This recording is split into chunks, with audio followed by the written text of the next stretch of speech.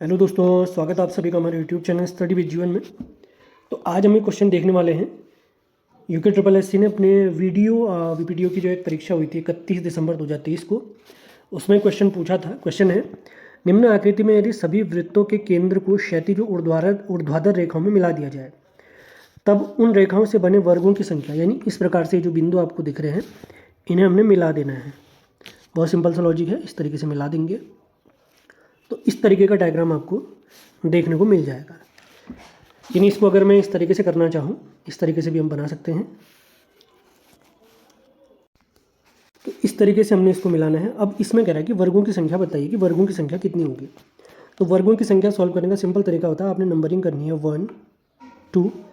अब नीचे की तरफ को जाते हुए गिनती करेंगे 2 3 4। तो बॉटम में जो हमारी गिनती जाएगी वो 4 तक जाएगी। अब ये डायग्राम सही बना नहीं बना कैसे देखेंगे, ये देखिए यहाँ पर पॉइंट कितने हैं 1, यहाँ पर पॉइंट में देखो तो 1 2 3 4 5, 1 2 3 4 5। अब इसमें सिंपल लॉजिक होता है, आपने क्रॉस में गुणा करना होता है। जैसे यहाँ पर ये 4 दिख रहा है आपको, 4 को गुणा करूँगा ये 2 से, उसके बाद इस 3 को गुणा करूँगा किससे, 1 से। तब तक गुणा करना है जब तक आपको 1 प्राप्त न हो जाए, क्योंकि इसके बाद अगर मैं इसको 2 लेते हुए चलूँगा और इसको 0 करूँगा तो इसकी वैल्यू तो 0 ही बनने वाली है, तो इसकी आवश्यकता बिल्कुल नहीं रहेगी।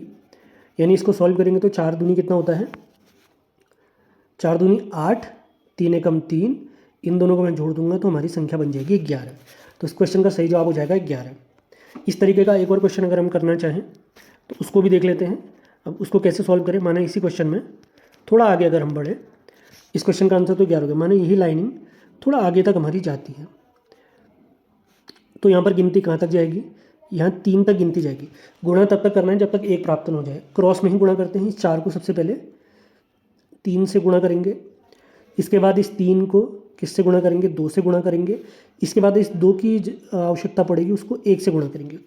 अब इस 2 को 1 करेंगे, इसको 0 करेंगे तो वैल्यू 0 हो जाएगी। 4 3 12, 3 दूनी 6, 2 एकम 2, इन सबको ऐड कर देंगे, 12 6 18, 18 और 2 20। ये संख्या कितने तक भी जाए, आपने इसी प्रकार वर्गों की संख्या को गणना करनी है।